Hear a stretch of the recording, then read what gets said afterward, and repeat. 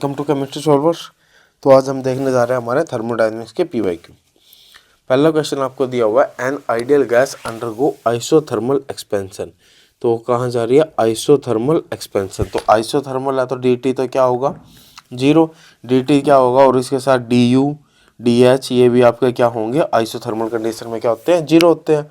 Expansion हो रहा है v1 टू v2, एक रिवर्सिबली हो रहा है और इरिवर्सिबली हो रहा है। आपको वर्क और हीट का रिलेशन बताना है। तो अगर मैं क्या कर रहा हूँ, मैं ग्राफ देखता हूँ, ये आपका P और V का ग्राफ है, ठीक है। यहाँ से आपका क्या हो रहा है? एक्सपेंशन हो रहा है, ठीक है। तो सबसे पहले मैं रिवर्सिबल देखता हूँ, तो रिवर्सिबल प्रोसेस आपकी ये है।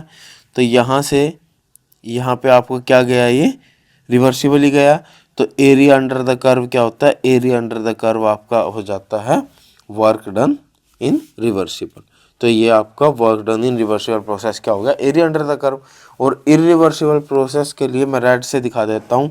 फाइनल प्रेशर जो होगा वहाँ से स्ट्रेट लाइन ड्रॉ करते हैं और उसके अंडर जो एरिया आता है वो क्या होता है? Work done under irreversible process. तो यहाँ से हमें पता चल रहा है तो जो रिवर्सिबल का वर्क है वो इरिवर्सिबल से क्या आ रहा है? ज़्यादा आ रहा है, ठीक है। एक ये आ गया। उसके बाद सेकंड क्या है? सेकंड आपको डेल्टा यू 0 हुआ। तो फर्स्ट लॉ ऑफ थर्मोडायनेमिक्स क्या था आपका? D u is equal to q plus डब्ल्यू। अब डी यू तो आपका क्या हो गया? 0। तो q is equal to minus डब्ल्यू हो गया, ठीक है। वो यहाँ पे लगा के देखते हैं कैसे, दोनों साइड माइनस साइन ले लेते हैं। तो minus of work reversible is smaller than minus of work irreversible आएगा।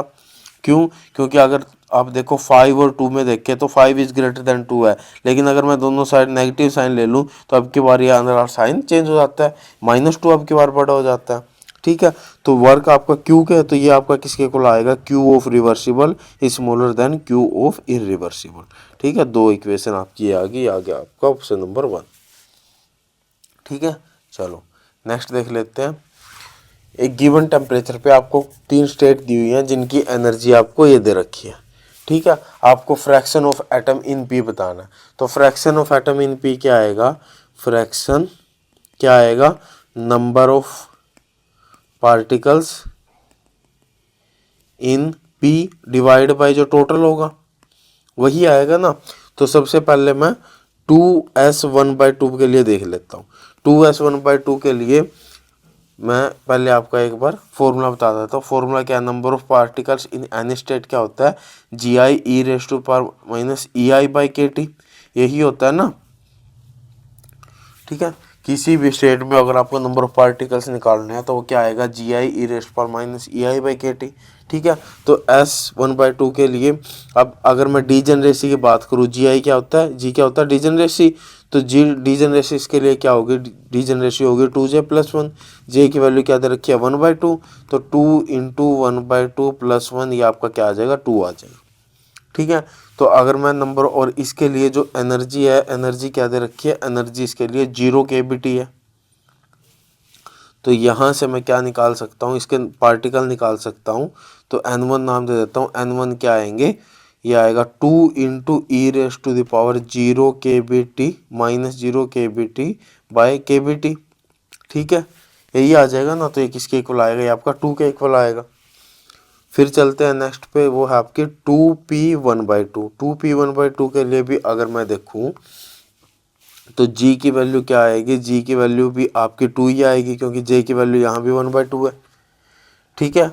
और इसकी एनर्जी दे रखी है 0.5 kBT, ठीक है। तो यहाँ से नंबर ऑफ पार्टिकल कितने आएंगे? नंबर ऑफ पार्टिकल आपके आ जाएगा 2 × e⁻⁻0.5 kBT बाय kBT। तो ये कटेगा तो ये आ जाएगा 2 × e⁻⁻0.5, ठीक है। उसके बाद नेक्स्ट आ गया, नेक्स्ट है आपका 2p3/2। 2p3/2 के लिए g की वैल्यू अगर मैं देखता हूँ वो क्या आएगी? 2 × 3/2 + 1। तो ये आपके आ जाएगी 4 और एनर्जी इसके लिए 0.5 kBT है। तो यहाँ से n3 किसके इक्वल आएगा? n3 आपका आएगा 4 × e⁻⁻0.5, ठीक है। तो ये आगे अब ये भी आपके P में है, ये भी आपके P में है, ठीक है। तो अगर मैं इसकी बात करूं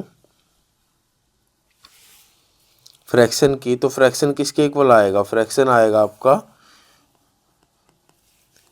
ये आएगा इसका और इसका सम आएगा पहले, वो क्या है आपका 2 ई रेस्ट पर minus 0.5 plus 4 into e rest पर minus 0.5 divide by total, total कितना आपका 2 प्लस 2 इंटू ई रेस्ट पर minus 0.5 plus 4 into e rest पर माइनस 0.5।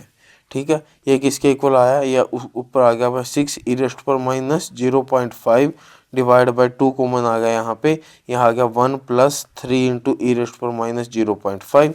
तो ये किसके इक्वल आ जाएगा? ये आ जाएगा 3 ई रेस्ट पर minus 0.5 divide by 1 plus 3 into e rest पर माइनस 0.5। ठीक है, ये आ रहा है आपका ऑप्शन नंबर 1। मेरे ख्याल से समझ में आ गया होगा। चलो नेक्स्ट क्वेश्चन देख लेते हैं।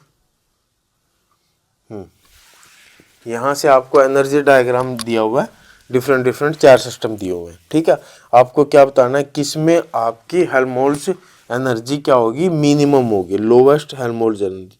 अब हेल्महोल्ट्ज एनर्जी अगर मैं देखूँ, शायद ये मैंने आपको लेक्चर में नहीं बताया था, ये आपके किसके इक्वल होता है? माइनस KBT ln Q के इक्वल। ठीक है, और आपका Q किसके इक्वल होता है? Q आपको होता है Q raise to power n, Q raise to power n किसके लिए? उसके डिस्टिंग्विशेबल पार्टिकल के लिए, किसके लिए? डिस्टिंग्विशेबल के लिए, और इनडिस्टिंग्विशेबल के लिए होता है ये Q raise to power n by n factorial. ठीक है, Q raise to power n by n factorial किसके लिए होता है? इनडिस्टिंग्विशेबल के लिए। तो यहाँ से मेरे को क्या समझ में आ रहा है? यहाँ से मेरे को समझ में आ रहा है कि Q directly proportional to Q है। ठीक है, और यहाँ से मैं बता सकता हूँ कि A inversely proportional to Q है। तो इन दोनों इक्वेशन से क्या समझ में आया हमें? इन दोनों इक्वेशन से हमें समझ में आया कि जो आपका A होगा वो इनवर्सली प्रोपोर्शनल टू Q होगा। ठीक है, तो मैं इन सब के लिए अगर Q की वैल्यू निकाल देता हूँ, ठीक है, Q की वैल्यू इन सब के लिए मैं निकाल देता हूँ, तो वहाँ से मैं A के बता दूंगा कि लोवेस्ट किसके लिए होगी। A लोवेस्ट होने के लिए, A अगर लोवेस्ट होगा तो Q हाईएस्ट होना चाहिए, तो जिसके लिए आपका Q हाईएस्ट होगा उसके लिए आपका A लोवेस्ट होगा। तो Q एक बार देख लेते हैं, Q निकाल के देखते हैं। Q क्या होता है? Q आपका होता है summation GI e raise to power minus EI by KT, यही होता है ना। तो अलग अलग के लिए निकाल देते हैं। अब Q1 निकालता हूँ मैं पहले। Q1 क्या आएगा? इसके लिए डीजेनरेसी क्या होगी? डीजेनरेसी इसके लिए 1 होगी, इसके लिए भी 1 होगी। तो 1 into e raise to the power कितना एनर्जी है? 0। ठीक है, 0 bye KBT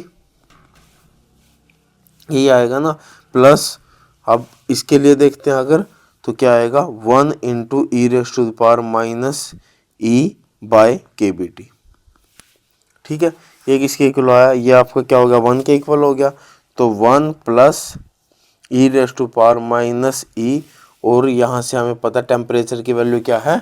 E by KB, तो इसकी वैल्यू रख देते हैं।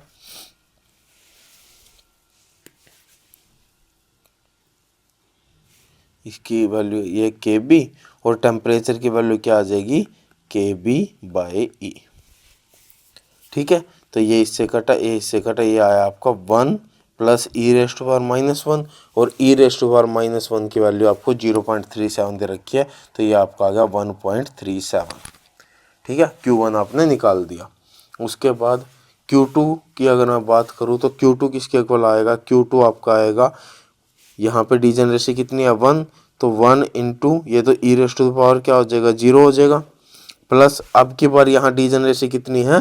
2 है, तो ये आ जाएगा 2 into e raise to power minus E by KBT। ये किसके इक्वल आया? 1 प्लस 2 इंटू 0.37, यही आया ना। 37 दूनी 72 हो गया, तो ये आ जाएगा 1.72। अब Q3 निकालते हैं। Q3 किसके इक्वल होगा? Q3 आपका आएगा 2 into e raise to the power 0, अब की बार डीजेनरेसी यहाँ 2 है, plus 1 into e raise to power minus 1 आएगा इसके लिए, तो ये आ जाएगा आपका 2 प्लस 0.37, तो ये आपका आ जाएगा 2.37।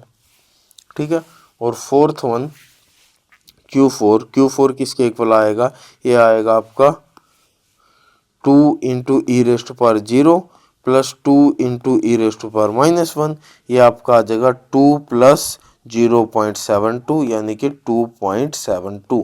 तो हमें पता है मैक्सिमम वैल्यू किसके लिए आ रही है, Q4 के लिए आ रही है, तो Q4 के लिए ए आपका क्या होगा, मिनिमम होगा, यानी कि सिस्टम 4 के लिए। ठीक है, समझ के बाद। चलो नेक्स्ट क्वेश्चन, ये अच्छा क्वेश्चन था आपका।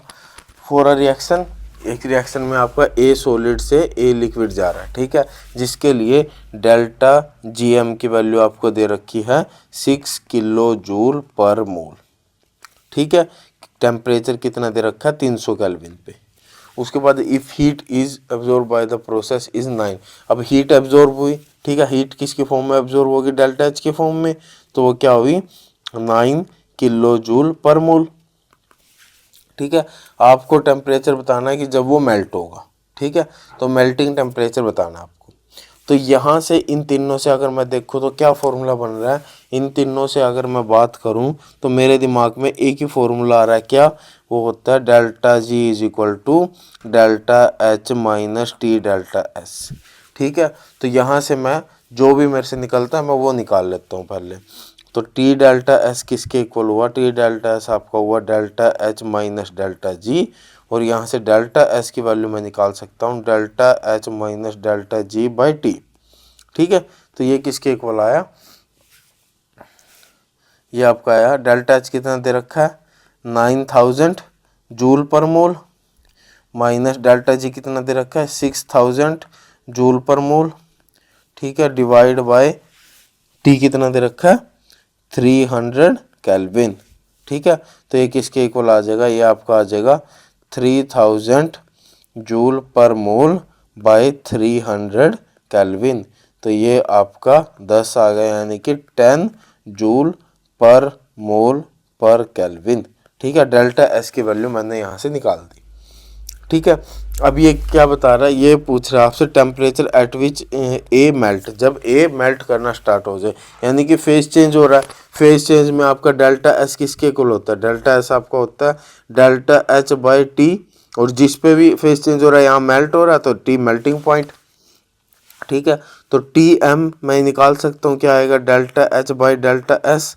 अब यहाँ पे मैं डेल्टा एच सेम ही क्यों ले रहा हूँ, क्योंकि इसने बोला हुआ है कि डेल्टा एच आपका टेम्परेचर के साथ कांस्टेंट रहेगा। ठीक है, तो डेल्टा एच आपका कितना आ गया 9000 जूल पर मोल। ठीक है, यूनिट का ध्यान रखना बस।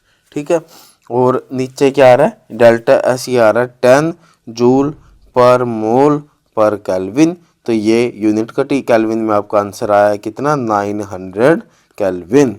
तो ये आपका आंसर आ गया ऑप्शन नंबर 2। ठीक है, समझ के बात। चलो नेक्स्ट देख लेते हैं। Next the thermodynamic variable x बताना है। अब एक्स बताना है तो दिमाग में सबसे पहले क्या आना चाहिए कि यहाँ पे delta H by delta P आ रहा है। ठीक है, एट कॉन्स्टेंट टी। मैंने आपको सेकंड थर्मोडायनेमिक इक्वेशन बताई थी, delta H by delta P at constant T किसके इक्वल होता है, t del we by del T at constant P, ये आपका माइनस में होता है, प्लस वी इसके इक्वल होता है। ठीक है, तो मैं यहाँ से इसी की वैल्यू निकालने की कोशिश करता हूँ। तो यहाँ से अगर मैं निकालना चाहूँ तो ये आपका x प्लस delta H by delta P at constant T, यहाँ पे आगे क्या है 1/t, ये आपका किसके इक्वल दे रखा है delta S by delta P at constant T दे रखा है। यहाँ से आ जाएगा x प्लस delta H by delta P at constant T is equal to delta S by delta P at constant T into T, into आ गया टी। ठीक है, अब यहाँ से delta H by delta P at constant T किसके equal आया, T delta S by delta P at constant T minus x आया। ठीक है, और delta S by delta P ये किसके इक्वल होता है, मेरे को पता है delta S by Maxwell relation पता है ना, तो ये क्या था पी वी एस टी, तो पी और वी एस और टी। ठीक है, एस और टी यहाँ मिले हुए हैं तो पी और वी यहाँ आ जाएंगे। ठीक है, और ये आपका पी और एस एक साथ आया तो यहाँ आपका नेगेटिव साइन आ जाएगा। तो इसकी वैल्यू क्या मैं पुट कर सकता हूँ, इसकी वैल्यू मैं पुट कर देता हूँ। तो delta H by delta P at constant T is equal to minus T del we by del T at constant P minus x आ रहा है। तो अगर ये इक्वेशन और ये इक्वेशन, इन दोनों इक्वेशन को मैं अगर रिलेट करूँ तो एक्स की वैल्यू क्या आ रही है, एक्स की वैल्यू आपकी माइनस वी आ रही है ना, एक्स की वैल्यू क्या आ गई, माइनस वी। तो ऑप्शन नंबर 3। ठीक है, समझ गए। चलो उसके बाद the application of Euler reciprocity relation to the volume of 1 mole of ideal gas with miss second derivative. तो यूलर रेसिप्रोसिटी रूल क्या था, वो आपका था अगर z आपका क्या है फंक्शन ऑफ x और y है, तो del z by del x del by del y is equal to del z by del y into del by del x के इक्वल होगा। यहाँ पे क्या है, यहाँ पे आपका कांस्टेंट y है और पूरे में आपका कांस्टेंट x है। ऐसे ही यहाँ पे आपका कांस्टेंट x है और यहाँ पे पूरे में कांस्टेंट y है। ठीक है, ये इक्वल होगा। ठीक है, तो ऐसे ही क्या बताना आपको, वॉल्यूम के फॉर्म में बताना। अगर मैं देखूं तो क्या होता है, P V is equal to N R T होता है। यहाँ पे 1 मोल के लिए दे दिया तो एन की वैल्यू 1 होगी और वी की वैल्यू क्या आई, आर टी बाई पी आ गई। ठीक है, अब इसका 2 बार डिफ्रेंशिएशन कर दो टी और पी की फॉर्म में। टी और पी की फॉर्म में अगर मैं करता हूँ तो ये आएगा del we by del T करता हूँ मैं पहले एट कॉन्स्टेंट प्रेशर। ठीक है, तो क्या आएगा, आर बाई पी तो बाहर आ गया, del T by del T क्या हो गया, 1 हो गया। Del T by del T क्या हो गया, 1 हो गया। तो आर बाई पी आ जाएगा ये। ठीक है, उसके बाद सेकंड डेरिवेटिव करता हूँ मैं del we by del T at constant P, ये तो मैंने कर दिया ना। अब मैं इसका डिफरेंशिएशन करता हूँ पी के रिस्पेक्ट में एट कॉन्स्टेंट टेम्परेचर। तो पी के रिस्पेक्ट में करूँगा तो आर तो कॉन्स्टेंट बाहर आ गया, तो ये क्या था, पी रेस टू पावर -1 था। डिफरेंशिएशन सिंपल डिफरेंशिएशन है ना, तो -1 आपका क्या आ जाएगा, आगे आ जाएगा और P raise to the power, ये आपको करके दिखा देता हूँ। इसको मैं क्या लिख सकता हूँ, यहाँ पे ये आपका R P raise to the power -1 है। ठीक है, अब ये -1 होगा, वो क्या आ जाएगा, डिफरेंशिएशन में आगे आ जाएगा, तो -1 आ गया आगे इनटू। ठीक है, आर तो कांस्टेंट था। ठीक है, और यहाँ पे क्या आ जाएगा, पी रेस्ट पर -1, तो ये किसके इक्वल होएगा, -r बाई पी स्क्र। तो -r बाई पी स्क्र आ गया आपका ये। दूसरा भी करके देख लो। दूसरा अगर मैं करके देखूँ, पहले मैं इसको क्या कर सकता हूँ, पी के साथ डिफ्रेंशिएट कर सकता हूँ कॉन्स्टेंट टेम्परेचर पे। तो P के साथ अगर मैं डिफ्रेंशिएट करूँगा तो यह क्या है आपका, ये आर टी पी रेस्ट पर -1 है, तो आर टी तो क्या आ गया, कांस्टेंट आ गया। उसके बाद -1 आ गया आपका आगे into P raise to power -1, तो ये आपका क्या आ गया, -RT बाई पी स्क्र आ गया। अब इसको क्या करो, अब इसको टेम्परेचर के साथ डिफ्रेंशिएट कर दो कांस्टेंट प्रेशर पे। तो प्रेशर अगर कांस्टेंट आ गया तो ये तो आपका आगे आ गया और D T by D T आपका आ गया 1, तो -r बाई पी स्क्र आ रहा है आपका, -r by P square option number 1। समझ गए। चलो नेक्स्ट क्वेश्चन देख लो। नेक्स्ट आपका द टोटल वर्क डन बताना आपको किसमें, ये आपको प्रेशर के लिए दिया हुआ है, ये आपको वॉल्यूम के लिए दिया हुआ है। तो मैंने आपको बताया था एरिया अंडर द कर्व आपका क्या आएगा, वो आपका वर्क आएगा किसके लिए, अगर आपका पीवी ग्राफ है। ठीक है, पीवी ग्राफ के लिए एरिया अंडर द कर्व आपका वर्क आएगा। अब ये क्या है, राइट एंगल ट्रायंगल है। राइट एंगल ट्रायंगल के लिए एरिया क्या होता है, half into base into height. तो हाफ इंटू बेस क्या दे रखा है, बेस आपका 3v माइनस वी, तो क्या आ जाएगा ये 2v। ठीक है, इंटू हाइट कितनी है 7p माइनस पी, तो ये आ जाएगा 6p, तो ये आपका आ जाएगा 6p1v1। बताओ, ये क्वेश्चन आपका 4 नंबर में दिया हुआ था। ठीक है, चलो next, among the following the correct thermodynamic equation. यहाँ पे आपको del U by del V पूछा हुआ है, del U by del V at constant T, first thermodynamic equation, internal pressure भी बोलते हैं इसको। क्या आएगा ये, T del P by del T at constant V. ठीक है, माइनस पी। तो अब देख लो इनमें से कौन सा आ रहा है, यार आपका ऑप्शन नंबर 2। ठीक है, डायरेक्ट क्वेश्चन पूछा हुआ था। उसके बाद है नेक्स्ट क्वेश्चन आपका, the change in entropy and gives free energy of system denoted by delta S and delta G for reversible melting of ice. ठीक है, आइस क्या हो रहा है, मेल्ट हो रहा है। ठीक है, तो वो क्या जा रहा है, सॉलिड से लिक्विड में जा रहा है। सॉलिड से लिक्विड में जा रहा है तो उसकी क्या हो रही है, रैंडमनेस बढ़ रही है ना। रैंडमनेस अगर उसकी बढ़ रही है तो क्या होगा, डेल्टा एस उसका ग्रेटर देन जीरो हो जाएगा, डेल्टा एस उसका ग्रेटर देन जीरो होगा। ठीक है, और दूसरा क्या हो रहा है, मेल्टिंग प्रोसेस चल रही है, यानी कि क्या है, उन दोनों के बीच में फेज चेंज हो रहा है। ठीक है, यहाँ पे क्या हो रहा है, फेज आपका चेंज हो रहा है। फेज जहां भी फेज चेंज होता है वहां पे आपका डेल्टा जी क्या होता है, जीरो। तो डेल्टा जी आपका हो गया जीरो, तो ऑप्शन नंबर 2। ठीक है, चलो नेक्स्ट। नेक्स्ट आपका क्या दिया हुआ, 3 स्टेट दे रखी है आपको। ठीक है, in thermal equilibrium at constant T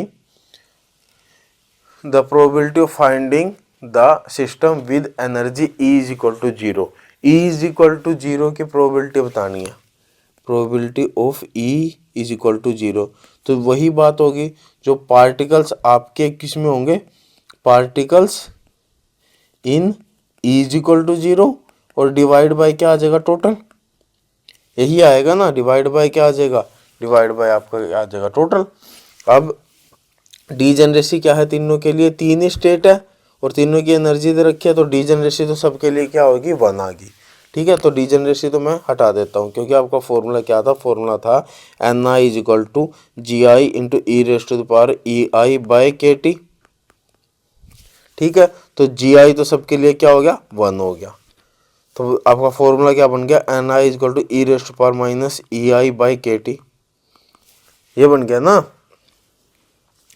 तो यहाँ से मैं क्या बोल सकता हूँ, ये आपका आ गया E is equal to zero में क्या आ जाएगा, ई रेस्ट पर minus zero divide by KBT। ठीक है, डिवाइड बाय टोटल आ जाएगा, टोटल क्या आ जाएगा, e rest to power minus zero by KBT plus e rest पर minus EI by KBT, EI या E naught, plus e rest पर माइनस माइनस प्लस हो जाएगा, plus E naught by KBT। ठीक है, और 1 बाय KBT को beta भी बोल देते हैं। तो ये आपका क्या आ जाएगा, e raise to power zero कितना आ गया, 1 आ गया ना। तो 1 divide by 1 plus e raise to the power minus beta e plus e raise to the power plus beta e, यही आ गया ना। और बीटा ई नोट को आपको x दिया हुआ है, बीटा ई नोट आपको x दिया हुआ है, तो ये आपका क्या आ जाएगा, 1/1 plus e raise to the power minus x plus e raise to the power x, ये आ गया ना। और यहाँ पे कोस हाइपरबोलिक दिया, तो अगर नहीं पता तो देख लो एक बार, जो कोस हाइपरबोलिक x होता है वो क्या होता है, e raise to power x plus e raise to power minus x by 2। तो यहाँ से मैं इसकी वैल्यू निकाल सकता हूँ, इसकी वैल्यू क्या आएगी, तो ये आ जाएगा 1/1 plus cos 2 times of cos hyperbolic x, क्योंकि ये 2 यहाँ पे चला जाएगा। ठीक है, इसको मैं लिख सकता हूँ 1 plus 2 times of cos hyperbolic x raise to the power -1। तो ये आ गया आपका ऑप्शन नंबर 3।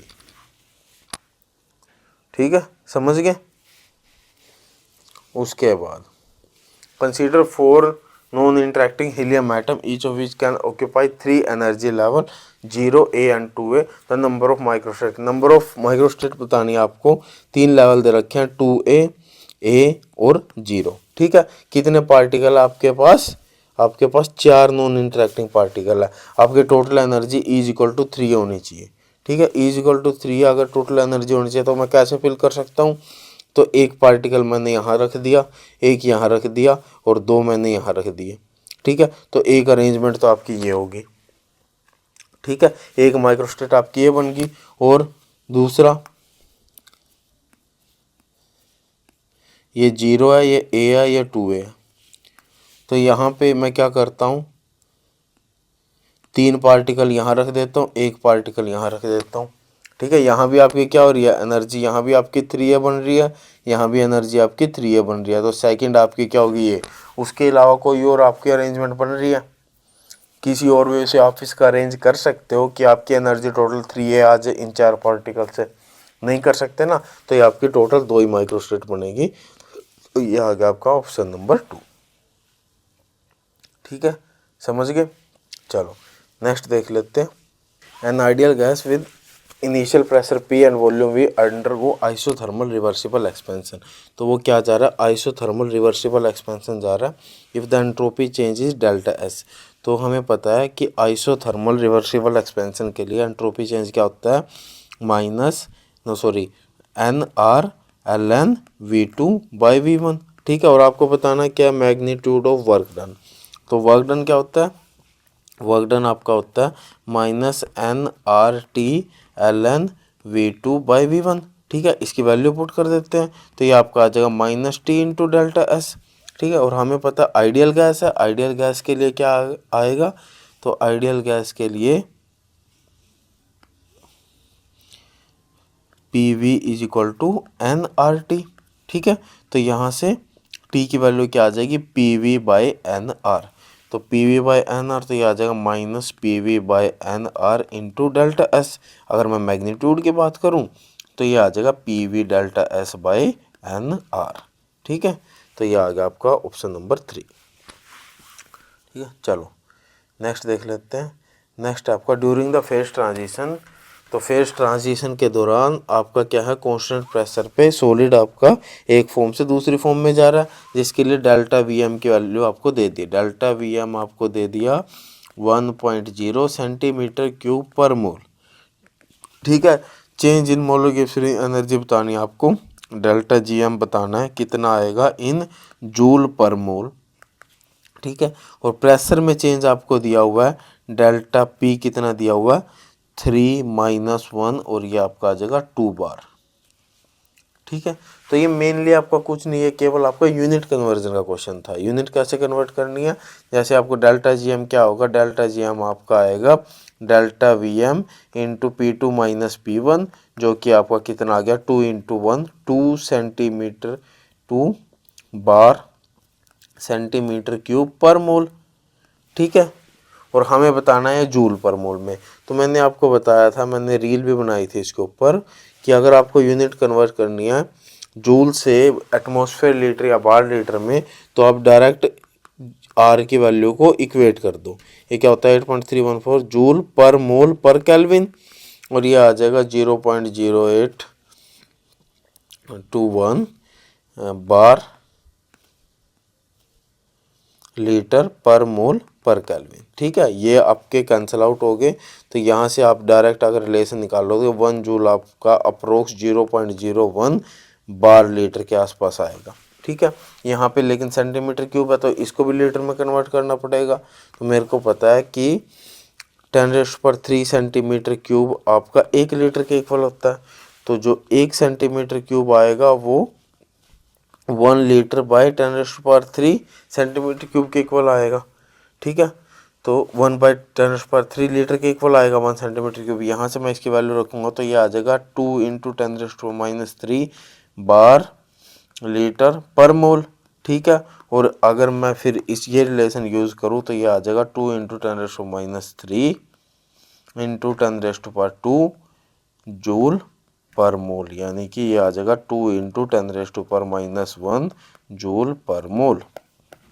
ठीक है, ये आ गया आपको ऑप्शन नंबर 3। ठीक है, समझ गया, आ गया होगा मेरे ख्याल से। नेक्स्ट क्वेश्चन है, for a system of 2 fermion particles that can be in any one of the 3 possible state. तो आपको कितने स्टेट दी हुई है, 3 स्टेट दी हुई है, और आपको 2 फर्मियन दिए हुए हैं। ठीक है, और यहाँ से आपको रेशो पूछी है प्रोबेबिलिटी की, the 2 particle are in same state and 2 particle are in different state. ठीक है, अब मेरे को एक बात बताओ, जो फर्मियंस होते हैं उनके पास 3 क्वांटम स्टेट और वो पोली एक्सक्लूसिव प्रिंसिपल के अकॉर्डिंग वो क्या करते हैं, उसको फॉलो करते हैं। वो फॉलो करेंगे तो जाहिर सी बात है सेम स्टेट में तो वो आ ही नहीं सकते, सेम स्टेट में नहीं आ सकते तो यहाँ की जो प्रोबेबिलिटी होगी वो जीरो हो जाएगी। यहाँ की प्रोबेबिलिटी जीरो होगी तो जो रेशो होगी जीरो के साथ अगर रेशो लेंगे वो भी आपका क्या आएगा, जीरो आएगा। तो यहाँ से आपका क्या आएगा, प्रोबेबिलिटी का रेशो जीरो। ठीक है, चलो next. The partition function of a gas is given by, यहाँ पे आपको पार्टीशन फंक्शन दिया हुआ है और इंटरनल एनर्जी बतानी है आपको। ठीक है, इंटरनल एनर्जी पता है, इंटरनल एनर्जी क्या होगी, वो डी यू होगी आपकी K B T square differentiation of L N Q by D T, यही होगी ना, K B T square differentiation of L N Q by D T. तो यहाँ से मैं डायरेक्ट इसका क्या कर लेता हूँ, इंटरनल एनर्जी निकाल सकता हूँ। तो Q क्या दिया होगा, Q आपको है 1/n फैक्टोरियल 2πm/h², और 1/बीटा किसके इक्वल होता है, 1/बीटा आपका के बी टी के, सॉरी बीटा किसके इक्वल होता है, बीटा आपका होता है, हाँ तो ये एक ही बात है, के बी टी के इक्वल होता है।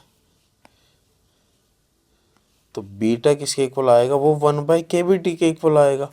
ठीक है, इसकी वैल्यू रखो, वैल्यू रखेंगे तो ये कितना आ जाएगा, ये आपका आ जाएगा 1/kBt ऊपर आ जाएगा, तो kBt raise to the power 3n/2 into v minus N B raise to the power n into e raise to the power alpha n square by kBtv, यही आएगा ना। अब यहाँ से मैं इसको और कैसे लिख सकता हूँ, क्यों मेरे को क्या करना है, मेरे को टेम्परेचर के साथ ही डिफ्रेंशिएट करना है, टेम्परेचर के साथ डिफ्रेंशिएट करना है। तो मैं टेम्परेचर वाली टर्म थोड़ी अलग कर लेता हूँ, तो ये आ जाएगा 1/n factorial 2πmkb/h² raise to power 3n/2 into T raise to power 3n/2 into V minus N B raise to power n into e raise to power alpha n square by kBtv, यही होगा ना।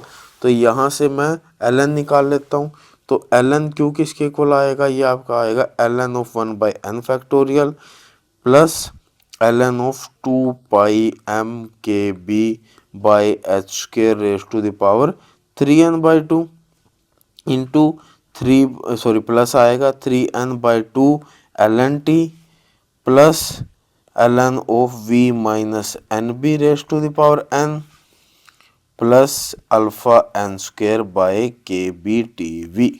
ठीक है, अब मैं इसमें क्या कर लेता हूँ, यहाँ से मैं क्या कर सकता हूँ, डिफ्रेंशिएट कर सकता हूँ, differentiation of ln q by D T. ठीक है, यही आएगा ना, क्या आएगा, इसका डिफ्रेंशिएशन जीरो क्योंकि कांस्टेंट है, इसका भी जीरो कांस्टेंट है, इसका भी जीरो, तो वो क्या आ जाएगा, ये आएगा आपका 3n/2 और ln का क्या आ जाएगा 1/t, तो ये आ जाएगा 1/t और यहाँ से plus alpha n square bye kBv, ये आपका कॉमन आ गया और 1/t का क्या आएगा -1/t² आ जाएगा। ठीक है, इसकी वैल्यू अब मैं यहाँ पे पुट कर सकता हूँ, यहाँ पे वैल्यू पुट करते हैं तो डी यू की वैल्यू क्या आएगी, डी यू की वैल्यू आएगी kBt² into 3n/2t plus sorry minus आएगा ना यहाँ पे, तो ये आ जाएगा minus alpha n square bye kBvt²। ठीक है, अब बस डायरेक्ट मल्टीप्लाई कर दो, ये आ जाएगा 3n/kBt/2 3n/kBt/2 यानी कि ये बन रहा है, ये बन रहा है और ये बन रहा है। फिर आ जाएगा माइनस माइनस इसमें है और इसमें है, तो ये मल्टीप्लाई करेंगे t² से t² गया, kb से kb गया, तो ये आ जाएगा alpha n square by V, alpha n square by V, तो आ गया ऑप्शन नंबर 2। ठीक है, समझ में आ गई बात।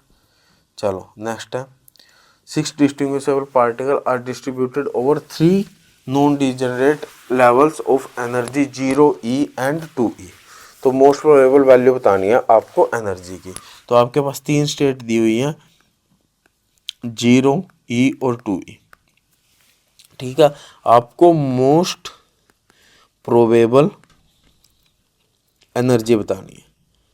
मोस्ट प्रोबेबल एनर्जी किसकी होगी ये बताओ मेरे को। मोस्ट प्रोबेबल एनर्जी उसकी होगी जो अरेंजमेंट सबसे ज़्यादा होंगी, जो अरेंजमेंट सबसे ज़्यादा होंगी उन्हीं की एनर्जी तो मोस्ट प्रोबेबल में आएगी, ठीक है। और अरेंजमेंट आपका क्या होता है, डब्ल्यू, यानी डब्ल्यू जिसका जितना ज़्यादा होगा वो उसी की मोस्ट प्रोबेबल एनर्जी ज़्यादा होगी।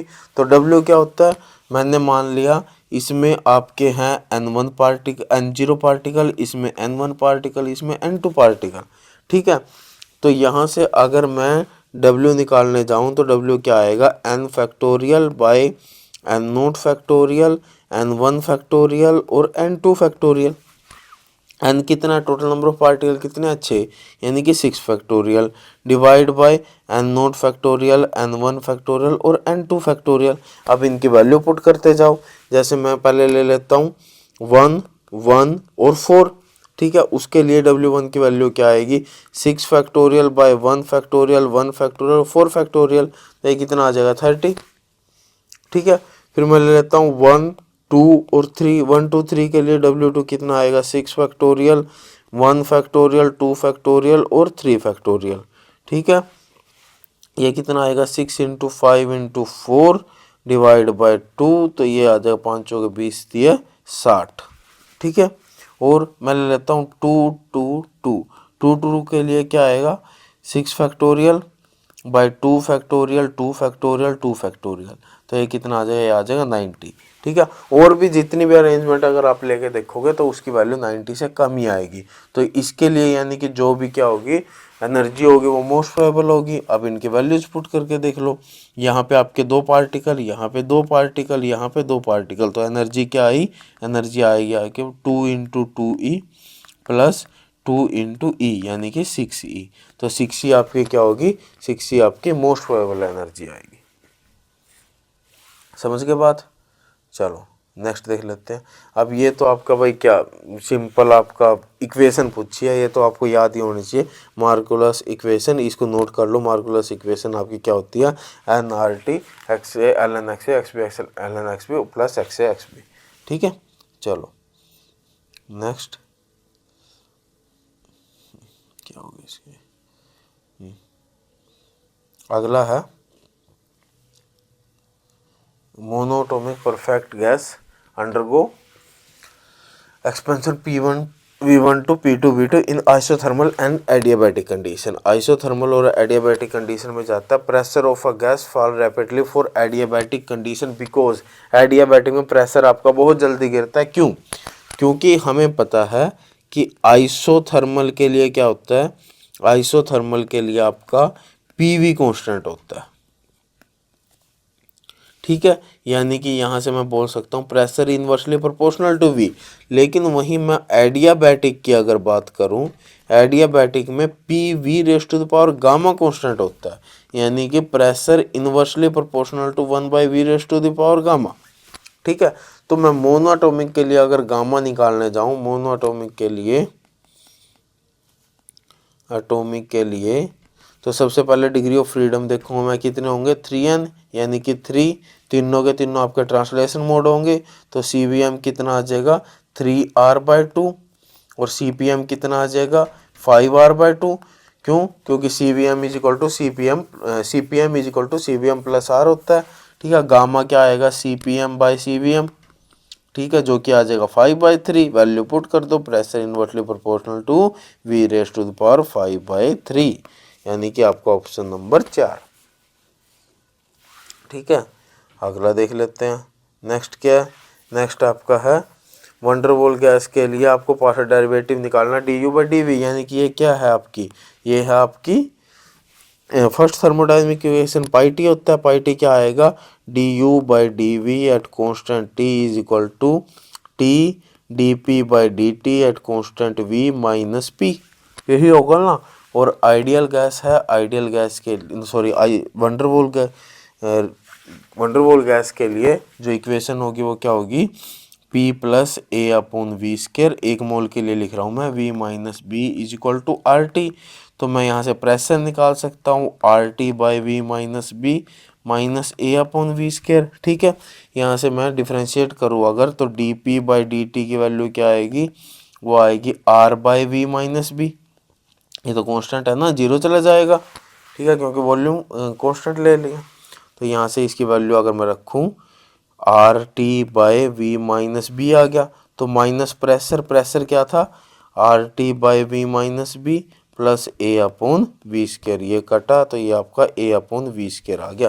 तो ए अपॉन वी स्क्वायर यानी कि ऑप्शन नंबर 3। ठीक है, चलो ये थे आपके थर्मोडायनेमिक के पी वाई क्यू। ठीक है, चलो ओके बाय।